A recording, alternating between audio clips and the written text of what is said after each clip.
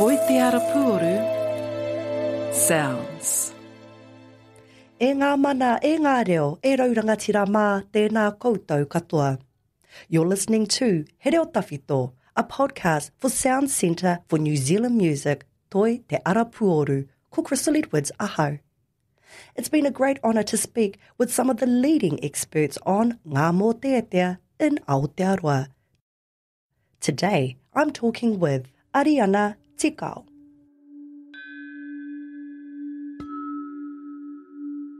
Taka ka taka,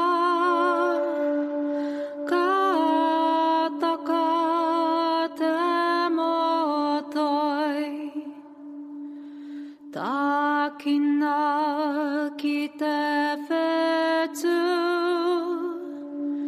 takina ki te marama, takina ki te ata, o taku raukura, ka riro e.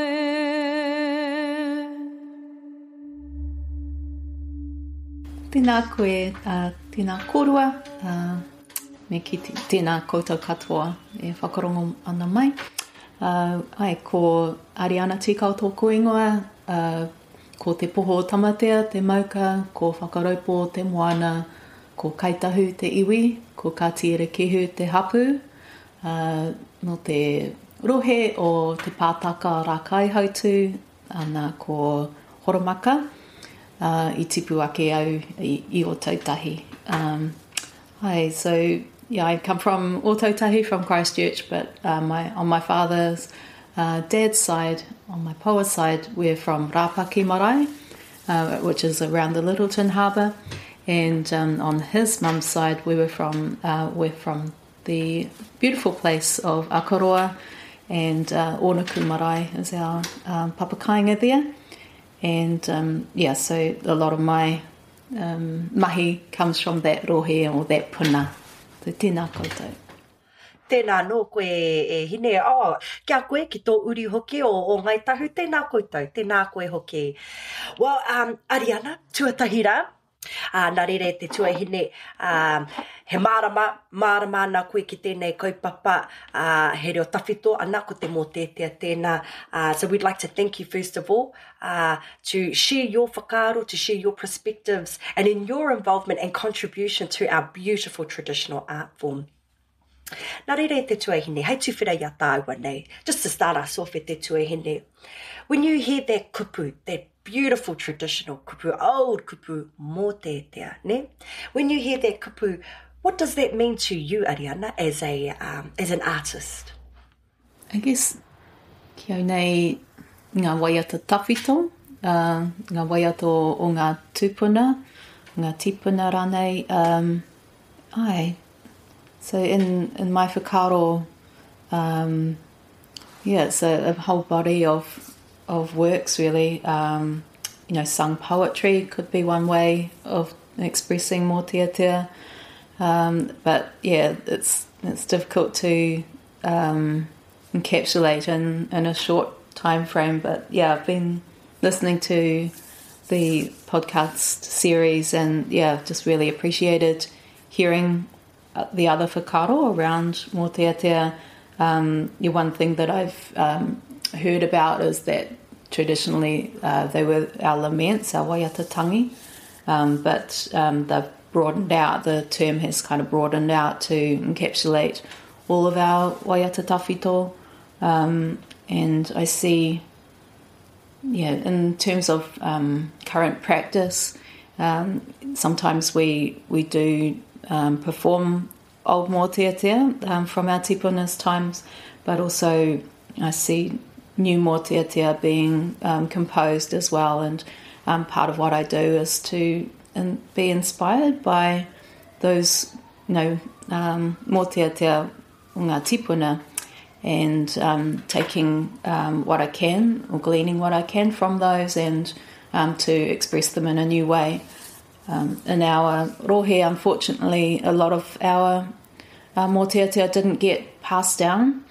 And so, yeah, a lot of what I do is try to work with written texts and to create new raki for them, so that they can, live and breathe again, and to bring those to a new generation and future generations as well. So, but yeah, I really see that they have a lot of power to convey not only our history but our cultural values, our spiritual values as well, telling these amazing stories of tipuna, whakapapa, and yeah, just sometimes they're really they hold keys to unlocking the emotion of what people experienced in the past from the time that they came from. And yeah, I've experienced that myself in interesting ways sometimes. I don't know if you want me to talk about one example of that. So I kohona hono au ki a Ross Kalman, he uri o Ngāti Raukawa, Ngāti Toa hoki, me itahi tātai ki Kaitahu hoki. So my partner Ross went to Te Wānanga Raukawa many years ago, and he learnt a whole lot of Mōteatea from that iwi, from that rohe when he was there. And on one occasion I was hapu with my first pepe at that time, so Matahana, who's now 23 years old. And we were driving out around Banks Peninsula, and we were driving around to go to a hui at Onuku Marae.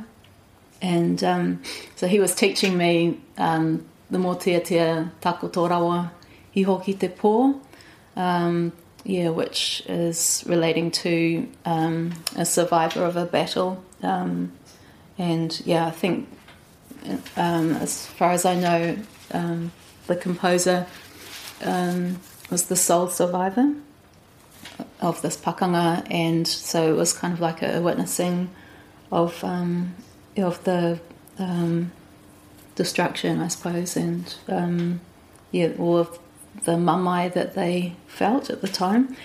And yeah, I had quite a strong reaction to that Mōteatea when we were driving past Ōnawe, which is a site of our some of our pakanga around that area of the Akaroa Harbour. So I actually just started weeping at that point as we passed that area, and I had to ask Ross to stop the car so that I could just kind of settle myself. And I think, there's a whole lot of reasons for that. I think, one was the power of the Mōteatea itself, and the kōrero associated with it. But also, being hapu, I was ultra sensitive to te wairua, I think, at that time as well. And, just crying now, just remembering that. But, really, it just unlocked for me, that they're kind of like portals, I think, to the past. And I think there was an association as well with the mamai and the things that had happened at that place in the past as well. There's another short Mōteatea that is associated with that place that I've since composed a rangi for as well, that we can talk about. But I don't know if you want to go into more around that kōrero at all. Tēnā koe I tērā kōrero though, e te tuahine. And funny that you're talking about how Mōteatea can move us, because with our previous interview, you know, it was me who was shedding the tears from receiving the kōrero from our kaiuiwi. So I totally understand like how the vibration and the frequency of when we get delivered a mōteatea from a tangata, it does. It triggers that kind of connection without us even realizing it. And I must say, ai te wā e hapu tonu ana koe I taua wā. So yes, very sensitive, would have done some definite emotional jigging in there e te tuahine. But thank you for sharing that experience of your connection that you've had with, of course, Mōteatea at such a personal level. Tēnā koe, thank you. Do you feel that there's something special about Mōteatea compared to other genres of music that you may have been involved in? I think for me personally, I gain a lot from looking into Mōteatea in terms of identity, and exploring for me, what it is to be a kaitahu wahine, and because there's such strong connections with our tipuna and sometimes of pūrākau as well, associated with some of our special places as well. I think, for me that's played a big part in why I've become so interested in Mōteatea, and also in my other life outside of my artistic mahi that I do. I've also had a career in libraries and archives, and so I've been really lucky to come across written texts that have been passed on either through whānau but often through Pākehā scholars as well, and collectors of our traditional kōrero.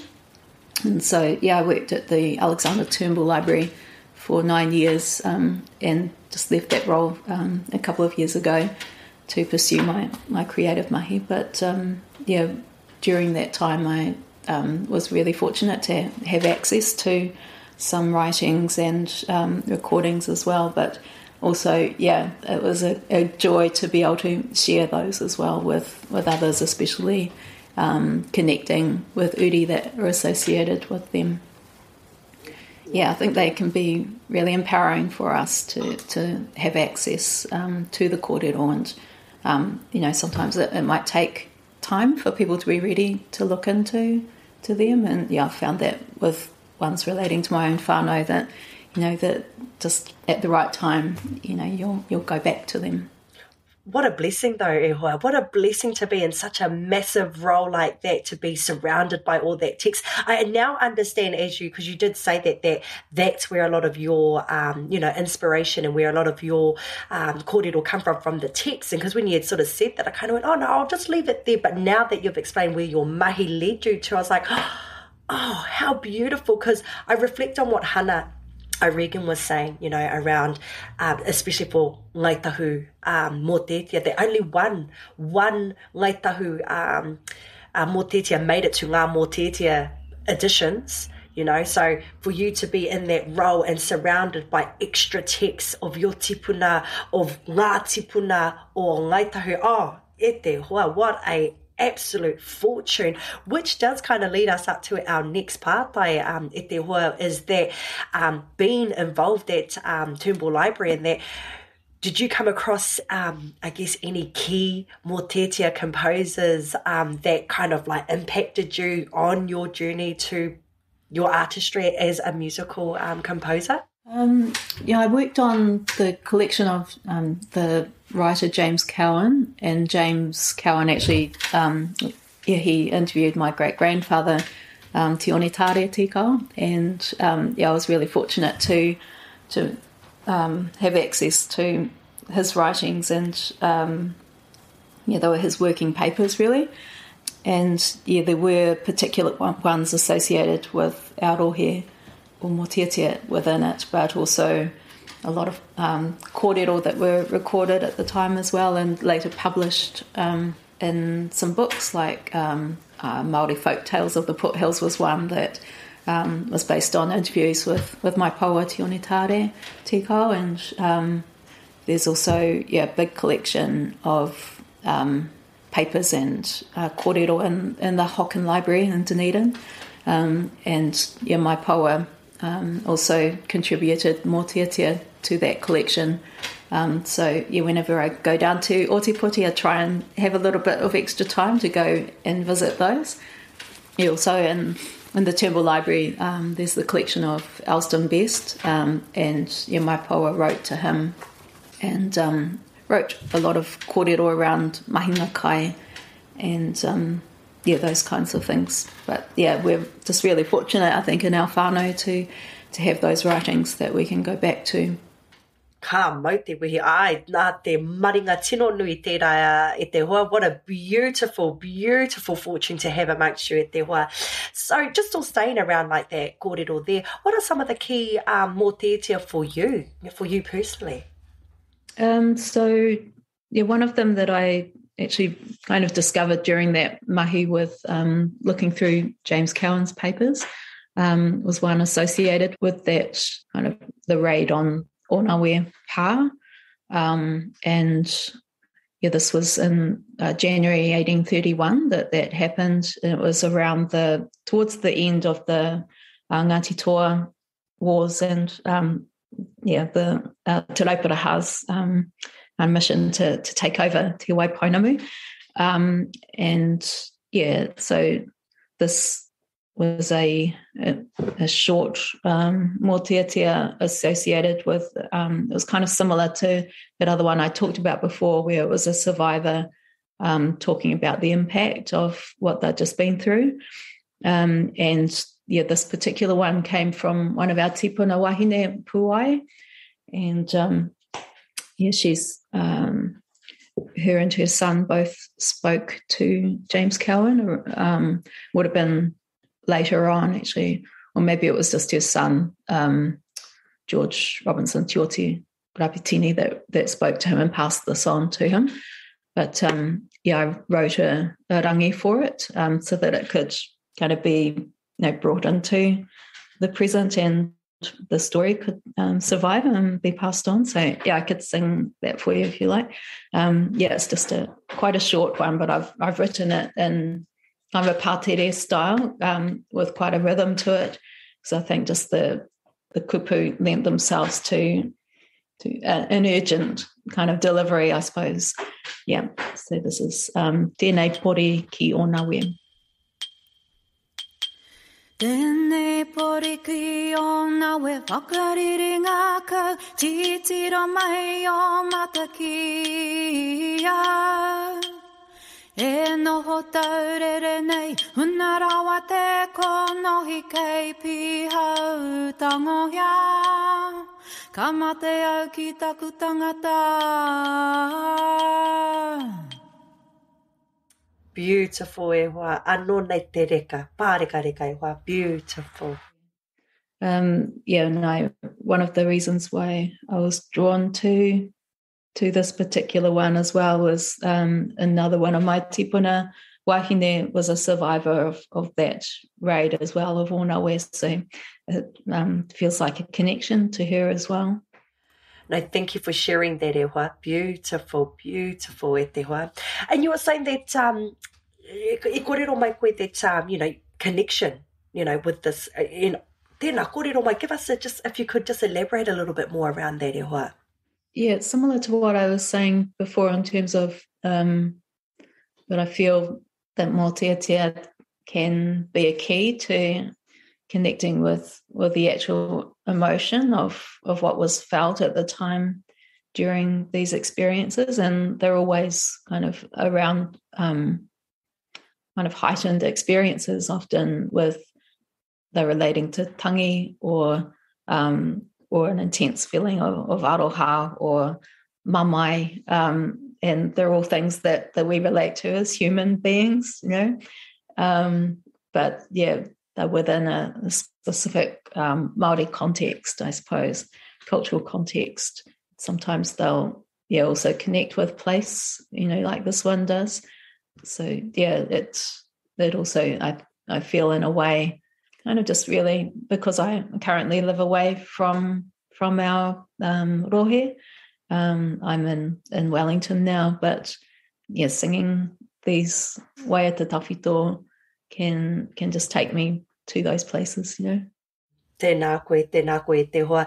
Beautiful. And thank you for sharing how you perceive your connection there mo tēnei mahi, mo tēnei reo te Mōteatea. Also, just in relation to that, how do you feel that they have influenced your music? Yeah, a lot of my music, well, initially I started doing kind of folk music when I first started out back in the early to mid-90s in a group called Pounamu. And at that time, I was writing quite a broad range of different songs. Some of them were like reggae songs, and some were very sort of folky and voice and harmony sort of orientated. Some were chants, and also the kaupapa often were exploring my identity as well around that time. And then, yeah, when I started my solo music career, in the early 2000s, which is probably where a lot of that kind of like I started exploring different sounds, I suppose, and electronic music, but also I did bring in kind of like a Mōteatea style and chants within an electronic setting sometimes as well. And I wanted to move away from the folk sound, I suppose, at that time. But it was always still an exploration of my own identity, and kind of, yeah, I've always also tried to, where appropriate, sing in the Kaitahu dialect. So, yeah, we're still kind of exploring what that actually is, you know, because we don't have similar to the Mōteatea being passed on, like our reo was laid dormant, I suppose, for in some whānau it's for within generations, but for our whānau it was only 1 to 2 generations of dormancy. And so in my generation and our future generations, we're hoping that we'll be able to, you know, raise our tamariki with our reo. But and people like Hannah O'Regan have done wonders really with her own tamariki, bringing them up in Kaitahu dialect. So in terms of how I have brought them in, I think since, because I at that time of my Whaia album and Tuia album, which came in 2008, I was working with Richard Nuns and bringing in taonga pōro into my music, and I think that also strengthened my connection with our the music of our tipuna and those sounds, you know, that they bring, the importance of te whē, I suppose, which is kind of like our old sound world connected to te taiao. But yeah, when you listen to the frequency of taonga pōro, you know, it connects us also emotionally and within our body in certain ways. So yeah, with working with Richard and then starting to play taonga pōro, I think it's taken me further into that sound world, and kind of like it's almost like a state of being, you know, that can be created. And yeah, I think that has also led me further into Mōteatea, because of just really loving those sounds. And now I'm really enjoying being able to pass that on to others and to help others to understand that those are taonga for us. And yeah, with my expression of that kind of music, I'm often kind of creating new rangi, or just, it's quite how would I explain it? It's intuitive. So yeah, nobody has taught me how to do it, but it's just something that comes quite naturally to me. I'll see kupu and text, and I'll do some research on the kaupapa and kōrero around those things, and then through the way that the kupu sit on the page, sometimes that helps me to work out how they might sound.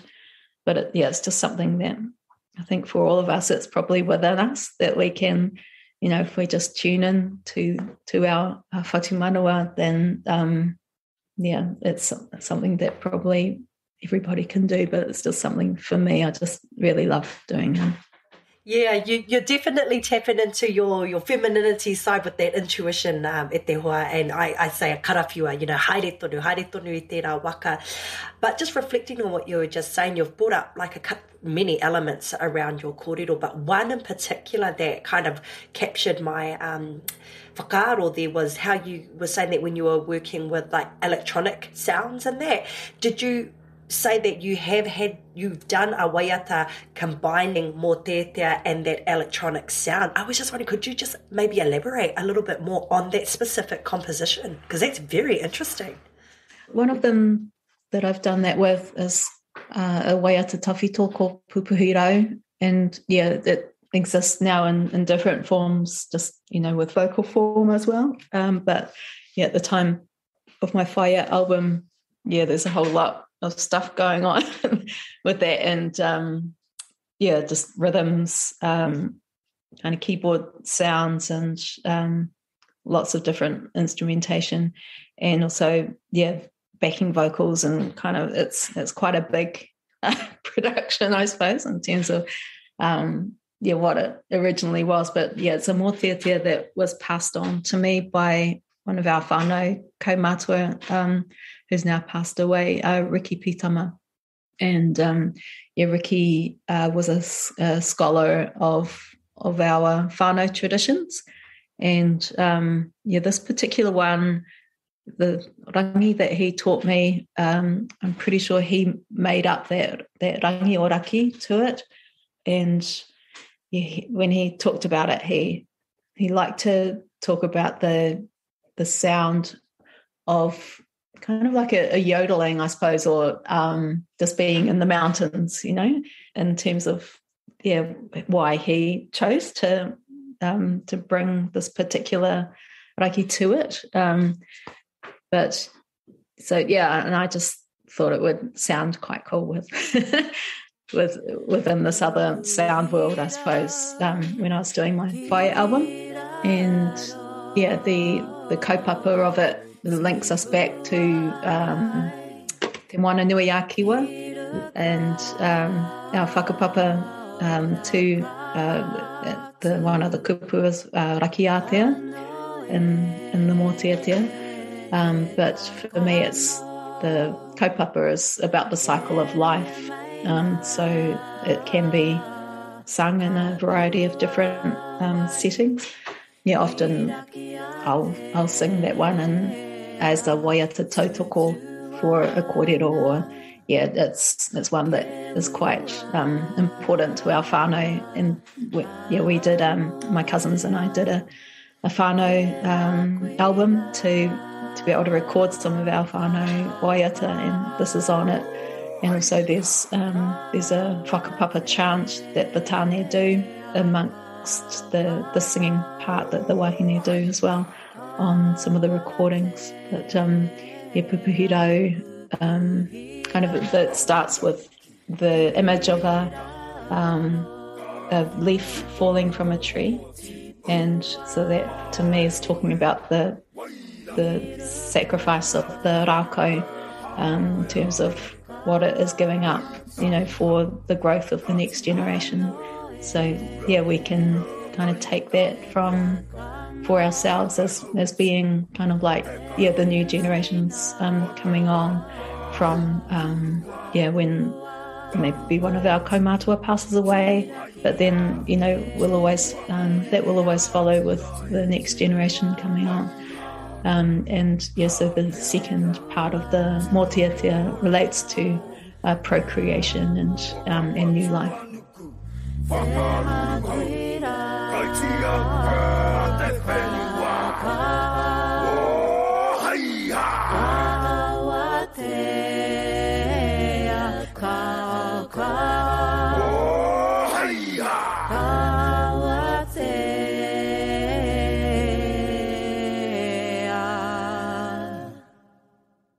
Anō nei te atāhua e hoa. Anō nei te atāhua. Wow.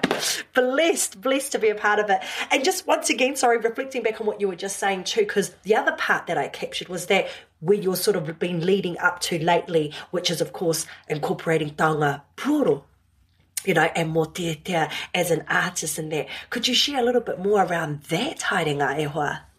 Yeah, I feel like taonga puoro has become such a big part of my life now, and yeah, I do feel really blessed to have met people along the way who have supported me. So Richard was one who mentored me in my playing, but also Brian Flintoff, who was part of the revival from the start as well with Richard and Hedini Melbourne.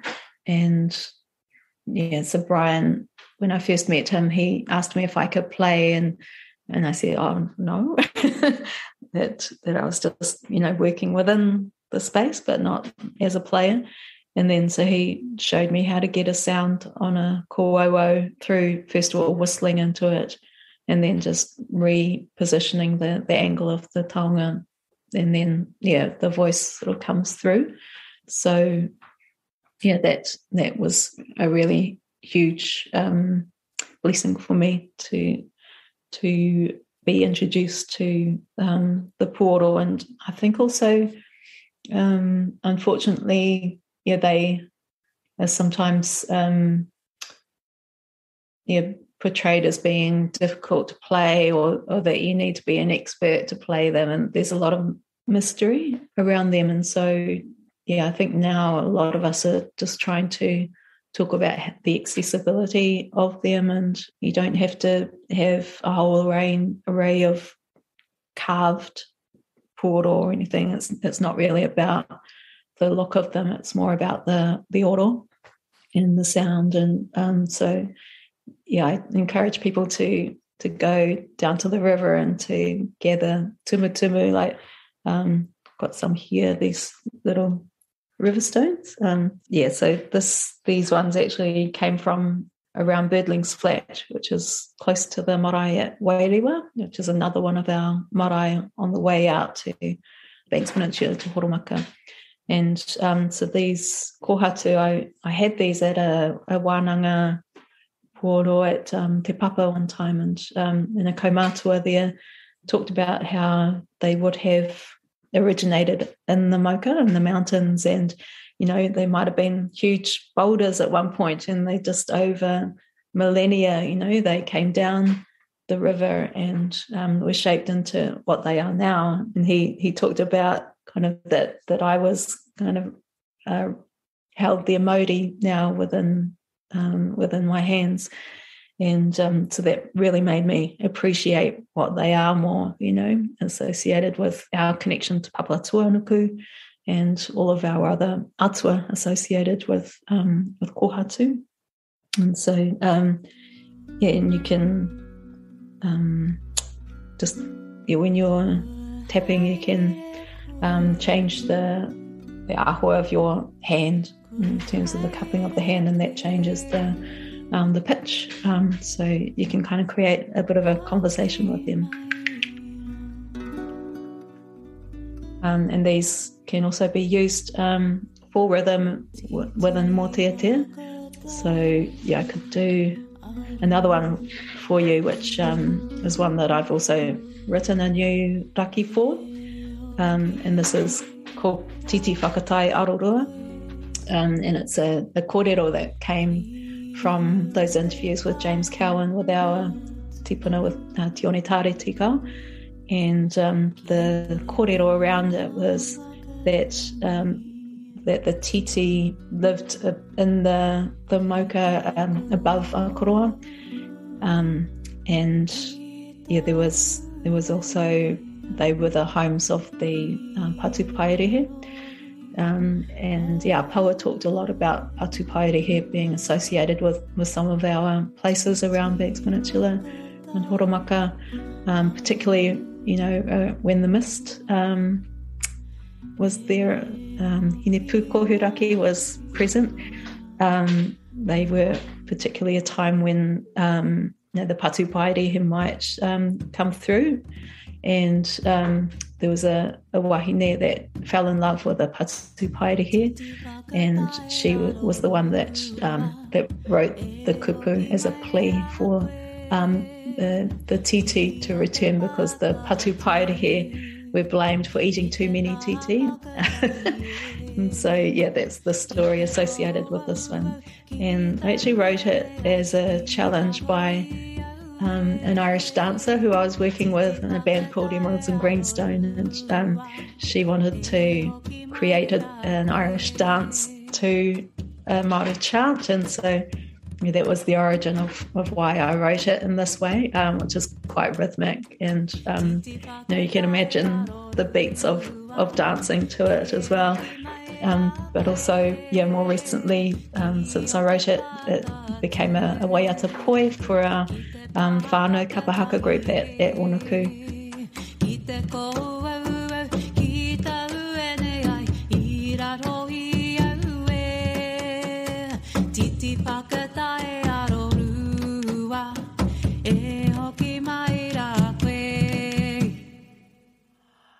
That's amazing, Ewa. Oh my God. Look, there is 3 lots of Mōteatea there with your different infusions of oro behind it. It's amazing. Oh my God, Ewa. I just can't believe this is, oh my God. Tēnā koe, Ariana. Whew. Wow, just, okay, come back to our cope. Just come back.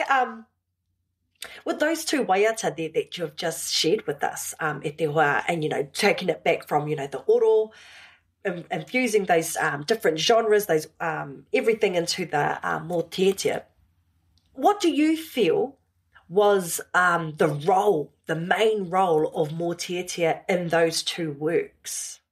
Yeah, I think in terms of the kōrero of that particular one, it was written and within the context as a plea for the titi to return. And so I can imagine that the wahine, we don't know who she was, but I can imagine her, going to those places, and, it could have been kind of like a karanga style or something out to actually generate the mauri, in the place, to call upon those titi to come back. It was probably some of our whanaika who were eating too many rather than the patu paerehe. So maybe she should have been talking to them. But another thing that it reminds me of is that often now we see things from our own current perspective, and environmentally, we see things, we don't really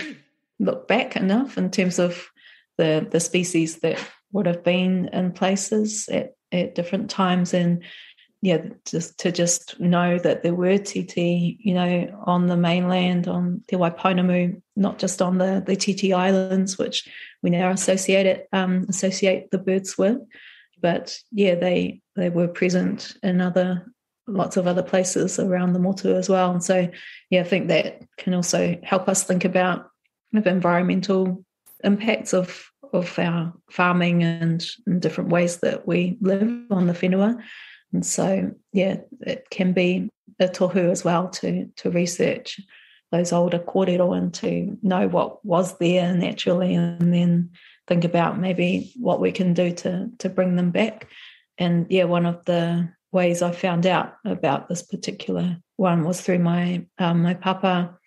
He was the chair of our marae at the time, and he gifted the kupu to a local environmental project who they'd set up a predator-proof fence around this area to protect the cliffs where the titi have started coming back. So that it really kind of made me quite interested in this particular one, which is why I created the raki for it to revive it. But there's a very kind of real connection with our whenua as well to think about ways that we can support those kind of initiatives as well. tēnā koe i tērā, i era whakamārama e te hoa. You know, I'm just sitting here in admiration of you, e te hoa, because, you know, you're taking Mōteatea not just for its face value, you know, and especially being from Ngaitahu, you know, with not... I guess being as fortunate as some of us iwi up in the north here, you know, where we have like a little bit of a lineup where we can kind of reflect on. You've had to, like you said, touch into your intuition, you know, drive it through other genres and get inspired that way ki te waihanga rangi, you know, to get your rangi going and stuff like that. So just sitting here in absolute admiration of you as an artist, a musical artist who genuinely finds real connection to Mōteatea and creating it as you go as well, e te hoa. So I thank you, e te hoa. You know, you're an inspiration to our young, to our rangatahi ki te whai i te rā ara, and not to be afraid. Not to be afraid of it, you know. There is a tendency where we kind of whakatapungia Mōteatea and some of our traditional practices, like even taonga puoro, and that, you know, like gone are the days now where we look at taonga puoro as adornments of our house. You know, it's like, can you pick that up and give it a bit of life, you know, you know? So, yeah, e te hoa, you're just sort of, just sitting here in a little bit of admiration for you, of you and your mahi there, e te hoa. Kia ora. I think, then maybe that's a positive in terms of the situation that we found ourselves in, that we don't have we don't have anyone to tell us how it goes. And so, we have to just work it out for ourselves. So, you know, that might be kind of the glass half full view of it, you know, that it leads to creativity. That's what I'm saying, I suppose. No, actually, that's a very positive way of looking at it, e te hoa. Tēnō pai tērā ara, tēnō pai rau atu. Just, actually, I was just reminding myself that, of course, you have sent some waiata through of your compositions as well. Kia tātou nei, kia mātou nei, ki SOUNZ. I was just wondering, would you like to sort of like direct some of that, the kōrero to those compositions, e te hoa? So, one that I'd like to talk about is in our... orchestral version of it is called Ko Te Tātai Whetū, and this piece was a work that I co-composed with Phil Brownlee, and I think you know Phil, who is also involved with this series, so tēnā koe, e te hoa. And this was a project that was initiated through the Christchurch Symphony Orchestra. It was back in 2015 was the year that we first performed it, but the year before that was when we started working on it, and it was something that initially was going to be a project that Richard Nunn's worked on with Phil Brownlee, but Richard's health was starting to decline further, and so because he had been mentoring me at that time, Richard and his manager decided to offer me the opportunity to work on it with Phil. And so it was something that I hadn't really thought about, working with orchestras or within that world. So it's a very new world for me.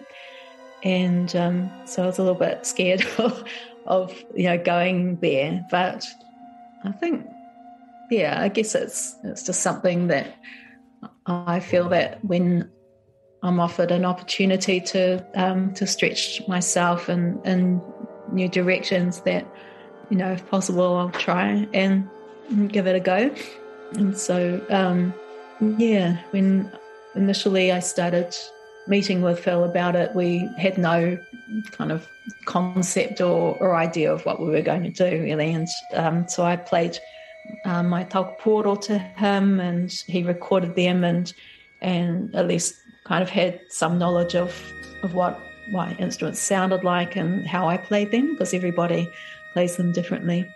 And then I remember this Mōteatea that the text is down in the Hocken Library, and it's a Mōteatea that came from my paua, Ariana Tikao, and gave to Heris Beatty at the time when he was being interviewed in the 1920s. Paua was born in 1850, and so it was a time of huge changes. So his parents were influenced by Christianity. So his papa was Tamati Tikao, or Pukurau was his, his whānau name initially. And they sent him to train as a tohunga or tohuka with two of our tohuka from Banks Peninsula, from that area. So he spent about 10 years of his childhood learning our traditions. And at that time, he may have learnt this particular one, but also I think later on in life he went to a lot of wānaka as well. And because he was an intellectual, he would have had a lot of time doing these kind of wānaka with other people who were interested in our tipuna's ways. And so this particular one, I've actually kind of worked with the kupu, and I wrote 3 different sections to it in terms of the raki for it. And the first, the whole kaupapa is around Hine Titama and Tāne, and Hine Titama becoming aware that Tāne, her husband, is also her father. And then at that time it was a shock to her, I suppose, and so she went into the underworld and transformed herself into Hine Nui Te Pō. And in this Mōteatea, Tāne comes to where she is at Poutu Te Raki, and he wants her to come back, but she says to Tāne, no, I've got a job to do here, I'm going to stay here, but you take our children and bring them up in the world of light. And then she also says, on your way back, I want you to do this, so to adorn Raki with all of the stars and constellations. And then she goes through and names a lot of our stars, and so it's a tātai for ngā whetū. So in our version we've called it ko te tātai whetū, but in the original one it was on the manuscript it's just called Kana Hoa Tāne, which is the first bit of the first line. And I know other people at the Kaitahu whānau down at Te Wānanga or Tāko, they did a different version of it back in the 90s, I think. But for my version, I just, because I was working in a different context, with working with an orchestra as well, it's in 3 different parts. The first part is setting the story, so it feels to me more like a storytelling kind of vibe, telling the story up to a certain point when she is in the underworld. And then the next part is her kind of asserting her mana wahine and telling Tāne to, hey, no, you go off and this is what you do. And so it's kind of like, for me, it's like a to-do list. These are all the jobs that you got to do. And so at that time it's kind of like a more of a pace and more of a rhythm to it. And then in that part it's also talking about some of the star names, but the third part is much slower and more contemplative. It's also naming different stars, but for me, it's kind of like looking up into the night sky, and kind of like there's a lot of breath and space in between each one. But it's just, for me, it's kind of like the vision of looking up into the stars and breathing and admiring, the beautiful job that Tāne did, and that he listened to his wahine. Thank you for sharing that rendition on how you put that together. Korua tahi ko Phil, I wear taukiri Phil. Phil's been actually mentioned quite a few times today. So, yes, ka nui te mihi ki tō tātou nei matua, ki tō tātou nei hoa. Phil Brownlee, tēnā koe. So just sort of reflecting on you as a musical artist, a composer, a bit of a practitioner in that area as well, and especially when your mahi is taking you now and infusing Mōteatea a little bit more into your works and that. Do you know of any other Mōteatea that are being composed and performed today, and why they're being composed and performed today? There's one that I've done that I recorded with an album I did with Al Fraser, and it's a lament called Ka Taka Te Mōtoi. And this one was kind of it's mixed in terms of some of the kupu I've added, and some of them are traditional kupu from Apakura, and also some of the vocabulary were from other Mōteatea or waiata from our area as well. And when I started kind of researching the kaupapa of some of the kupu, and it touched upon a whole lot of older kōrero and pūrākau, which I found really quite fascinating. And back in the day, we would have had, I suppose, most people who were present listening to the Mōteatea would have some knowledge of those old kōrero. I suppose like might be, the equivalent might be now, the either popular culture references or fairy tales, so they would be well known, the references. So in this one, at one point, the lyrics talk about kua tukuna ki raro rā te waka o rata. And so that one relates to the first part of that, goes kua hika te tōtara i te wāono i a tāne, kua tukuna ki raro rā te waka o rata. And so it's referring to the tūpapaku lying within the casket, I suppose, being like a waka. And that made me look into Rata's kōrero around, why he was searching for, the place where his, why he had to build the waka in the first place. And it's just, there's just so much mātauranga behind each little part of different Mōteatea. And so, when I'm singing those kind of Mōteatea, then I am kind of evoking and really thinking about all of that goes behind it, not just kind of on a surface level. And also the next verse here mentions some of our kupu around kind of like terms of endearment, but also what we hold to be precious. And so, within that verse, it mentions te kuru tokarerewa, which is kind of like a precious tauka made of pounamu, like an ornament. And so it's referring to the person who has passed as being that precious to you. But the beginning part of it is something that I've heard a lot, but I couldn't find the origin of where it actually came from in terms of the ka taka te mōtoi, tākina ki te whetū, tākina ki te marama. So I think there's other kupu that are used, but I've incorporated a kaitahu kupu for the kind of like grabbing hold of couple here. It's tākina for us.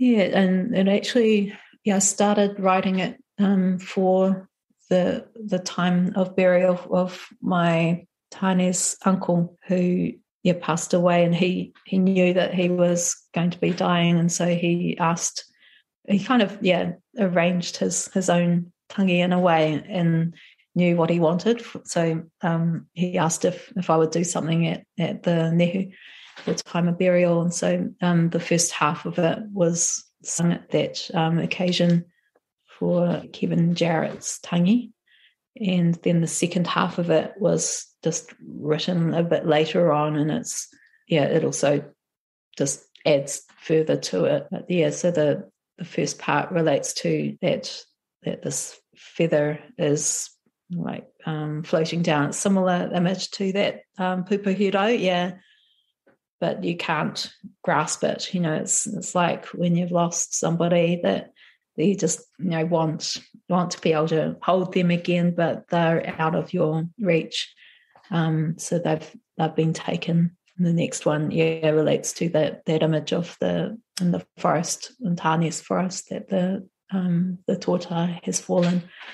And then talks about te waka o rata. So that's the tūpapaku lying in state.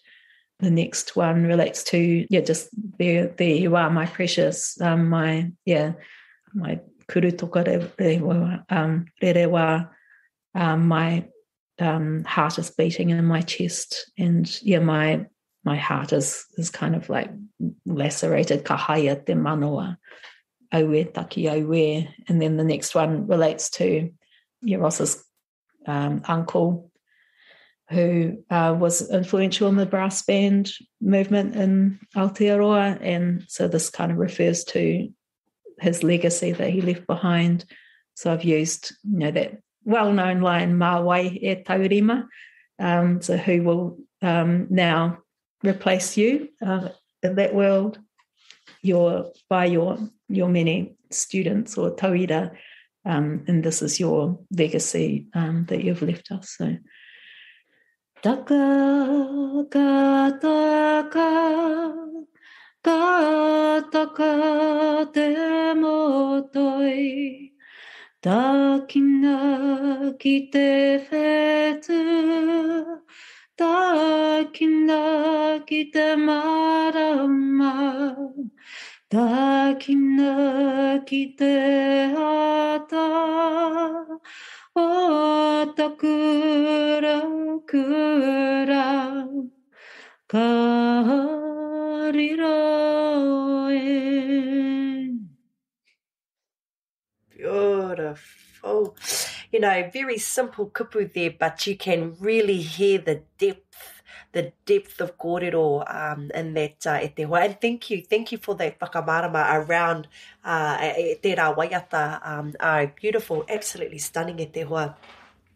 I was just also reflecting as you were singing there too, especially with you mentioning that ngai tahu, I kind of like a little, like you said, a bit of a fortunate position where ahakoa te iti o ngā waiata, yous are more free and able, to raweke, have a little bit of a raweke with Mōteatea these days, without the, I guess, the pressures of, kia tika te rere, kia tika te rangi, kia tika, all of that kind of stuff behind it.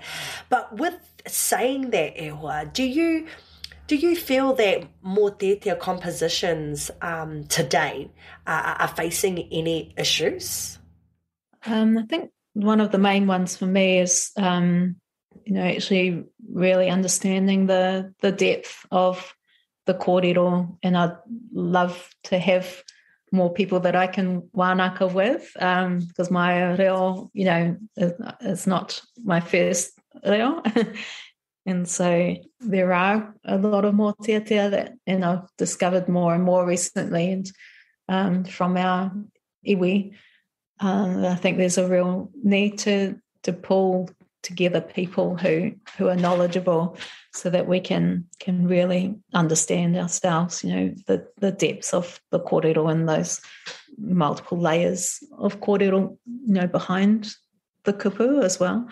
Yeah, and recently, my cousin who, Ariana Tikao, who she's done a PhD on our customary birthing practices, and actually that kanoho tāne was in her thesis as an oriori. So that was one of the initial settings for that particular one. But we've recently been working together with some of our other whānauka to create a resource for whānau to have access to oriori.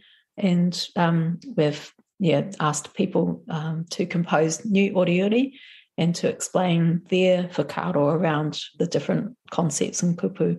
But also, we've still got a lot of our tipuna oriori that we needed more time to actually wānanga, so that we felt safe to bring them forward into te ao marama. So we really need to, put some time and energy into that process, so that some of those ones will also be able to be added to that resource. Beautiful. beautiful. Ka nui te aroha, ka nui te mihi hoki ki a koe I tērā o ngā whakautu. Because I must say, throughout this whole kōrero, you know, you've definitely a living, breathing practitioner or within the music industry of where Mōteatea as a genre is going in a new direction.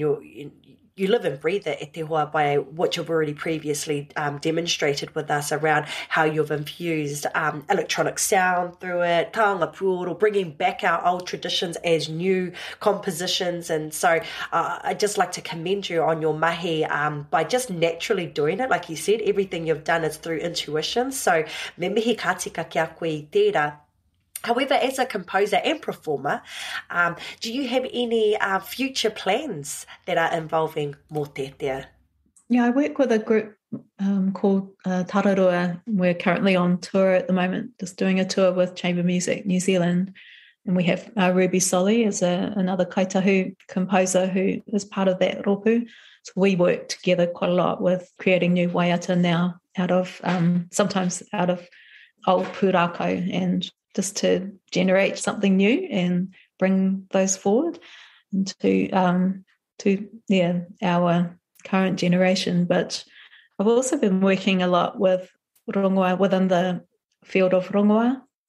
Yeah, just within that space of community well-being as well. And I'm really keen to put my energy into that context for our Mōteatea, and often with karakia I'll also sing karakia because it's the best way for me to actually be able to remember them.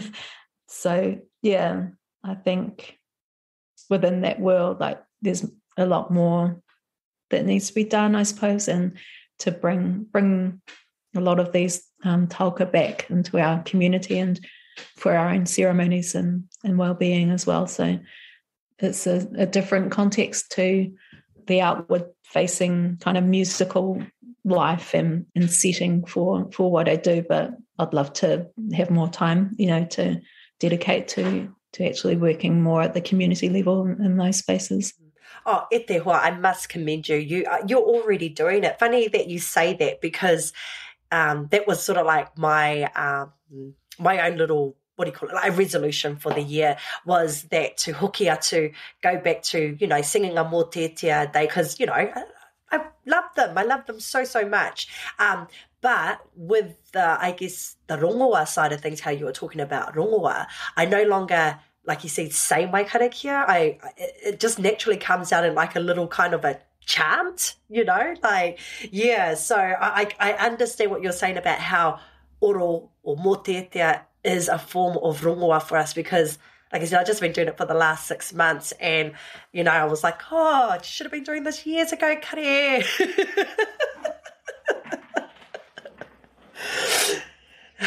Nā reira, e te hoa, we have definitely come to the end of our kōrero, our whakawhitinga kōrero. Ka nui rā te mihi kia koe. I have been, like I said, been sitting here in absolute admiration of you, e te hoa, and how intuitively you guide yourself into your musical journey and infusing Mōteatea, taonga puoro, and all the genres that you have been exposed to. It's just been an absolutely overwhelming verbal experience here, e te hoa, and I just, it actually gives me more understanding to some of the waiata that I used to listen to in the mornings at Radio Kahungunu before we'd go live, and then I'm like, I get her now. I understand why that, you know, you were composing your waiatas the way you have been. It's just, yeah, it's like kind of like those light bulb moments. Ne otira, e te tuahine, e te wahine, tino purotu nei. Do you have any closing kupu that you'd like to share with our listeners around Mōteatea and, of course, your contribution to it, or their contribution to it, anything like that? Yeah, when I was doing my mihi before, I forgot to say that I have a hononga also to Ngāti Kahungunu, to the Hokianga whānau. So, ai, tēnā koe, and tēnā koutou, o te raiwi hoki. I just wanted to close with just encouraging people to research their own Mōteatea. If you're lucky enough to actually have kaumātua, you know, who have been taught within their whānau, within your whānau. I encourage you to go and to spend time with them and to learn from them while you can. Yeah, because that's kind of irreplaceable, you know. But if you don't have that, there's still ways that we can haere tonu and to learn, but also to reinvent in a way to bring them into our present and into our lives for the benefit of our whānau. Ai, tēnā koutou. Tēnā tōku kura,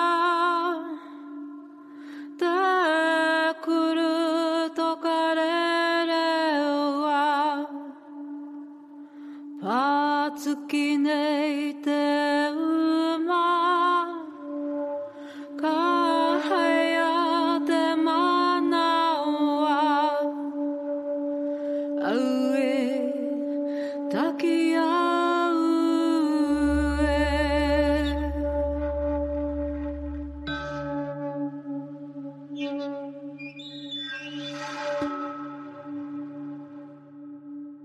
Kua mu kua wahako,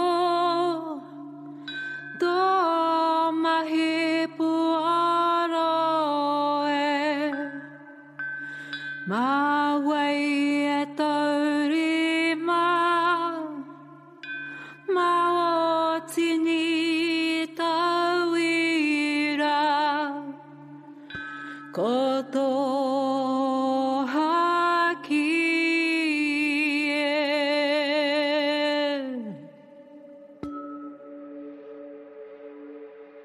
He Reo Tawhito, a podcast from Sound Centre for New Zealand Music, Toi Te Ara Puoru, presented by me, Crystal Edwards, with today's guest, Ariana Tikao.